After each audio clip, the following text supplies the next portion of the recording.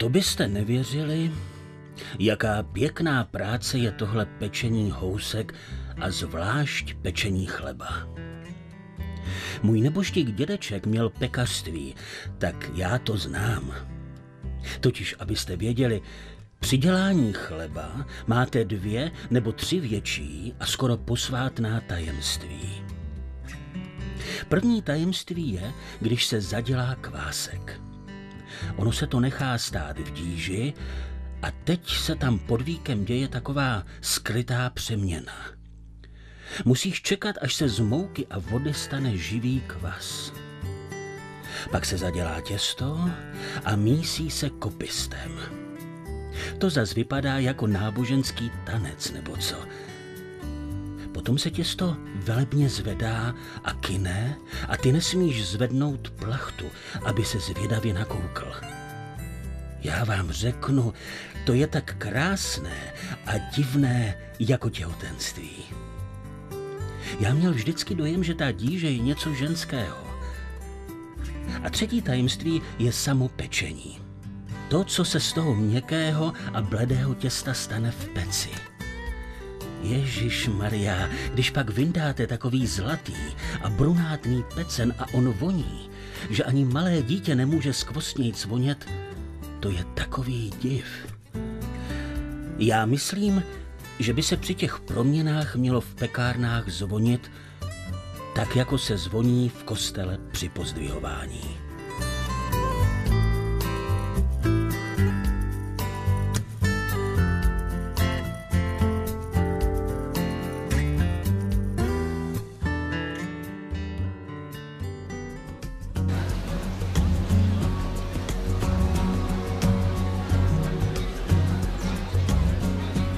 Pekařskou sobotu, která se každoročně koná v Rožnově pod Radhoštěm a pořádají podnikatelský svaz pekařů a cukrářů, navštívil již po 18. pan Radko Linhart.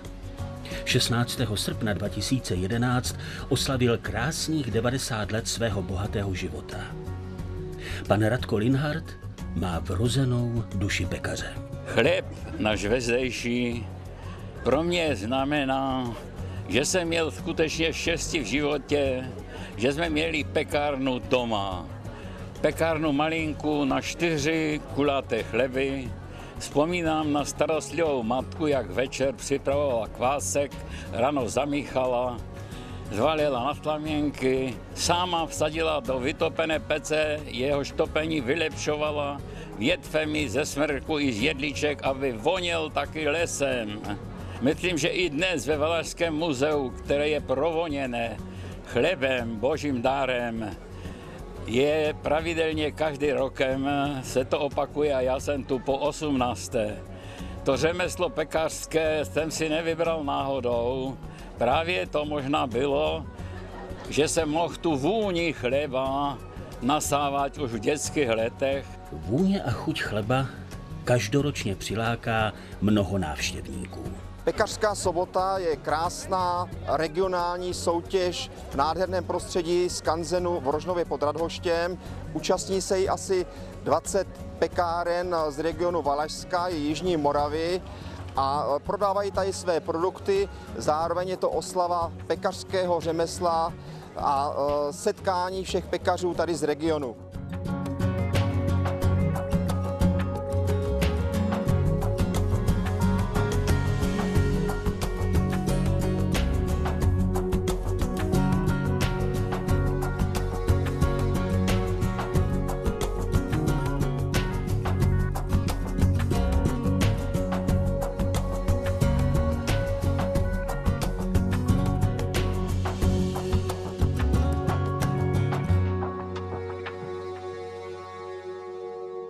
Řemeslná výroba chleba má v České republice velmi dobrou pověst a u občanů je oblíbená. Jednu z takových řemeslných pekáren jsme navštívili ve Velkých Pavlovicích. Majitel pekárny byl v plné práci a při ručním zpracování chleba na sebe něco prozradil. Nacházíme se v prostorách bývalé konírny po Marii Terezii, kde jsme před 20 lety začali podnikat v našem oboru. Jsme tady pekárna živnostenského charakteru, regionálního typu, zásobujeme nejbližší okolí a především místní spotřebitelé. Zaměstnáváme 13 zaměstnanců, jsou to místní občané, někteří tady se mnou pracují už 20 let, takže si myslím, že mají k tomu našemu řemeslu a k tomu našemu oboru určitý vztah. Bez toho by se naše řemeslo nemohlo praktikovat. Tady se pracuje s živou hmotou, těsto je vždycky živá hmota, takže musí být pracovník na to dostatečně vybaven a připraven. Vytažení upečeného chleba z řemeslné pece byl krásný a vonavý zážitek. Co znamenají v běžném denním životě tyto malé rodinné pekárny pro místní obyvatele? Do Velkých Pavlovic vždycky patřili pekaři, byli tady v historii a zase v té době, v tom období potom, po těch 50. letech, když ta tradice zanikla, tak to velmi chybělo. Pro lidi na ten venkov pekařství patří nejenom na venkov, samozřejmě i do měst, ale lidé mají zde čerstvé pečivo po celý rok. Zajímavé je porovnání výroby chleba v řemeslné pekárně a ve velkokapacitní, plně automatizované pekárně, kde se jediné suroviny pekař nedotkne vlastní rukou. Takovouto pekárnu jsme našli v Pelhřimově. Výroba chleba začíná příjmem surovin, kdy veškeré suroviny procházejí laboratoří kontrolou, senzorickou a analytickou. Jestliže splňují veškeré požadavky, tak postupují dál do skladu surovin. Ve skladu surovin dojde k přemístění z papírových obalů suroviny do skladovacích zásobníků a odtud vlastně už je celá přeprava této suroviny pod tlakovou dopravou přemisťovaná do pekárny potrubím. Důležitý krok ve výrobě chleba je výroba kvasu, kdy už musíme minimálně 36 hodin předem začít vyrábět žitný kvas, aby jsme měli na danou výrobu chleba. A pak přichází pekař mísič, který na ovládacím panelu zadá počet cyklů. Jeden cyklus se rovná 1 díže a odstartuje celý automatický proces. Těsto se pěkně samo mísí a po mísení zraje. Pak dochází k vysypání těsta, k jeho dělení a tvarování. Tvarování těsta prochází takzvaným skulováním a vyválením do tvaru večky. Těsto je osazováno do ošatek kynárny, kde dochází ke kynutí. Vykynutý chléb z kynárny prochází vlažícím zařízením, kde je potřeno kartáčem a automaticky jsou bochníky sázeny do pece. Po upečení dochází buď ke krájení a balení chleba, nebo jsou celé bochníky dávány do vymytých přepravek a distribuovány k zákazníkům.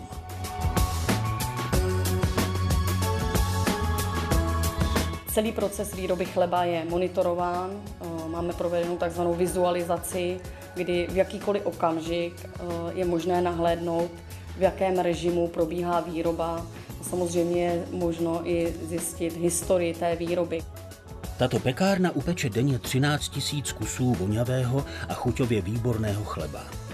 Poctivý a pracovitý přístup ke zděděným tradicím právem posouvá jejich chléb k oblibě spotřebitelů. V letošním roce naše firma dostala ocenění Chléb roku na Dnech chleba v Pardubicích. Je to zejména i výsledek té předchozí generace, která tu firmu vybudovala vlastně z trosek. Je to velké dílo mého otce, jeho přátel, rodiny a naše generace dostala odkaz v tom pokračovat dále. Na co nejsme hrdí, tak nejsme hrdí na to, v jakém prostředí podnikáme, protože ty podmínky pro to podnikání v naší republice nejsou dobře nastavené, jsou tady silné dovozy dotované, s tím se těžko umíme poprat. Bohužel i celý ten systém, který tady je, není dobrý, protože ten, kdo přispívá do státní kasy, tvoří, zvelebuje tuto zem, tak je na tom, myslím si, podstatně hůře, než ten, který dělá pravý opak, který z té státní kasičky bere, nemá za nic odpovědnost a tak dále. Tak to jsou věci, které nás trápí a nad tím by se měl někdo zamyslet a sjednat nápravu. Význam chleba, jehož dějiny jsou dlouhé, téměř jako lidstvo samo, dokládá, že staří Sumerové chlebu přiskli duši. Neexistuje domov, kde by chléb nevoněl, a neexistuje člověk, jemuž by se chléb přejedl. Nacházíme se ve staré řemeslné pekárně, kde se pekařina dědí z generace na generaci.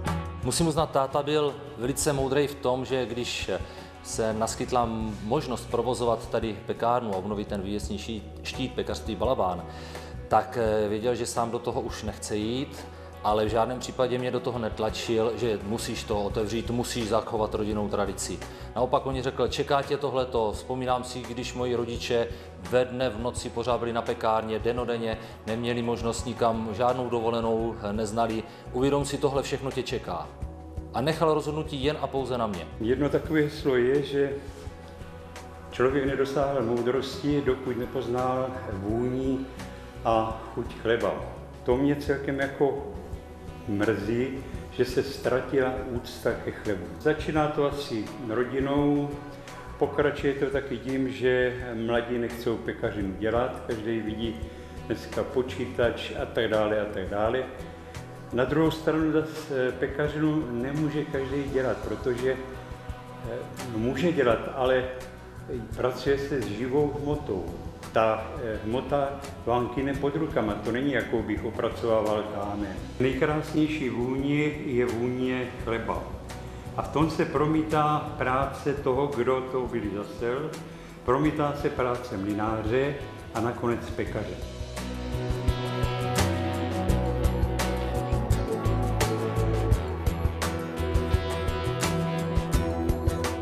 Všechny ty chleby mají základ ve vyváděném přírodním kvasu.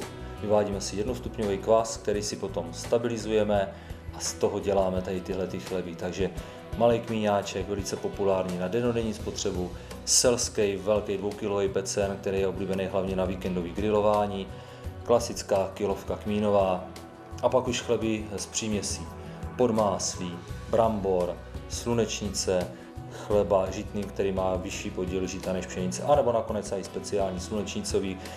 Tohle jsou chleby, které se dělají dennodenně. Pak je samozřejmě řada chlebů, který vyrábíme obden, aby zákazník měl co největší změnu.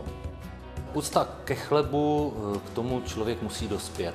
A až postupem času jsem pochopil, že chleba je ten základ. Že bez toho chleba by ta rodina nebyla úplná.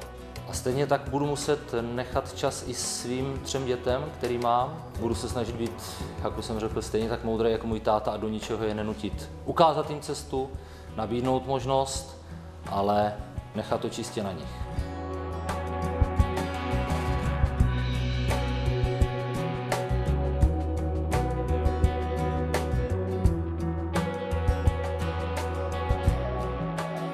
Končila v Bytyši druhá světová válka a 25. dubna byla Bytyška bombardovaná. Ale maminka přesto večer zadělala na chleba a toho 26. se to mělo zanést k pekařovi upíct. A na naše ulici, co bylo pekařství, bylo bombardováním poničené, tak jsme šli prosit pana Balabána, jestli by nám to upekl. To byl dědeček nynějšího majitele. A pan Balabán doopravdy ještě pekl. A tak s vděčností na to vzpomínám, to už jsme šli po silnici, všady vyklučený okna, ve skle jsme šli, ale chlebíček jsme si donesli, voňavé, upečené. A když ta válka, přeci jenom to trvalo aspoň ještě 16 dní, než byl konec války, tak jsme měli co jíst. Je neuvěřitelné, jak šel vývoj dopředu. Dynamický rozvoj techniky a technologie ovlivnil výrobu a následně i nabídku na trhu. Trendy v pekárenské výrobě se během posledních 20 let stále silně mění. Namísto používání přírodního žitného kvasu, který se připravil z žitné mouky, musel se množit složitě v daleko náročnějším zařízení a dlouhodoběji. Dnes se začaly používat také takzvané kvasy, ale ty používají pro nakypření na to alkoholické kvašení droždí a dodává se k tomu taková řízená směs mléčných bakterií. Zařízení na to je mnohem jednodušší. Tady v našem případě to představuje jednu z nádob, které tady za námi vidíte. V tomto případě se dá násada do jedné nádoby a vyrobí se tento kvas. Spotřeba chleba má velmi blahodárný vliv na zdraví člověka. Chléb představuje nezastupitelný zdroj výživy, ale i zdravou a biologicky hodnotnou potravu. Nechť je potrava tvým lékem a lék je tvým pokrmem, jak říká Hippokratos.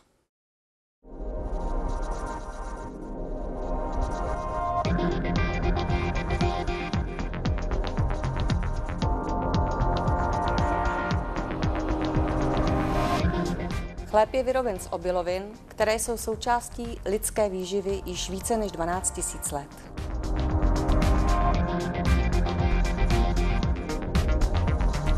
Z výživového hlediska je chléb zejména sacharidovou složkou stravy. Obsahuje škroby a vlákninu. Ideální poměr všech fyziologicky hodnotných látek je zachován v celém zrnu, tak, jak ho vytvořila příroda. Chléb je doporučovaným zdrojem každodenního příjmu energie pro lidské tělo. Spolu s těstovinami a s rýží tvoří chléb základnu pyramidy zdravé výživy. Základem zdravé výživy je především pestrost stravy. My pekaři nemusíme používat pouze pšeničnou mouku, i když je to ta základní, ale používáme i například mouku žitnou a další plodiny, kterým se říká pseudoobiloviny. Je to například pohanka, amarant anebo jáhly z prosa. Dále se v pekařském oboru hojně používají semínka olejnatých plodin, jako je třeba len, tmavý len, žlutý len, dále slunečnice, tykev a mnohá další. A také se hojně využívají mouky, které jsou vyrobeny z luštěnin, například krásně žlutá lupinová mouka. Lupinová mouka je velmi zdravá, protože obsahuje hodně lecitinu. Lecitin je z dietetického hlediska velmi ceněná látka, pro kterou si normálně chodíme do lékárny.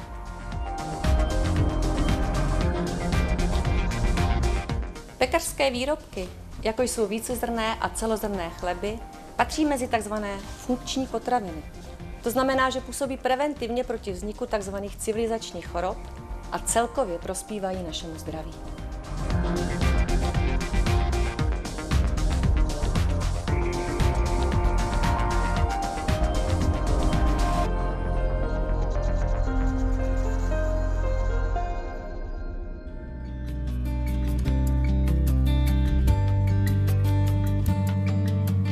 V letošním roce si Podnikatelský svaz pekařů a cukrářů České republiky připomíná 20. výročí svého založení. A co všechno za svého působení dokázali pro podporu výroby kvalitního chleba? Podnikatelský svaz pekařů a cukrářů v České republice je profesní sdružení, které navázalo na historické cechovní tradice ze 14. století. Svoji novodobou existenci obnovilo v roce 1991 a oslavuje tak v letošním roce 20 let své existence. Ve svém cechovním praporu má vetkány ideály tradice, kvalita a stavovská čest. Úzce spolupracujeme s Ministerstvem zemědělství při podpoře výrobců regionálních a místních specialit. S potravinářskou komorou hledáme cesty, jak vyrábět nové výrobky, například z ječné mouky. Účastníme se různých výstav a veletrhů, kdy propagujeme pekařské řemeslo.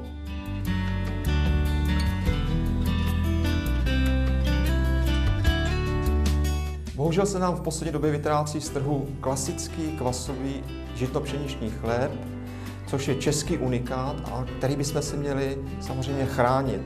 Je nahrazován na trhu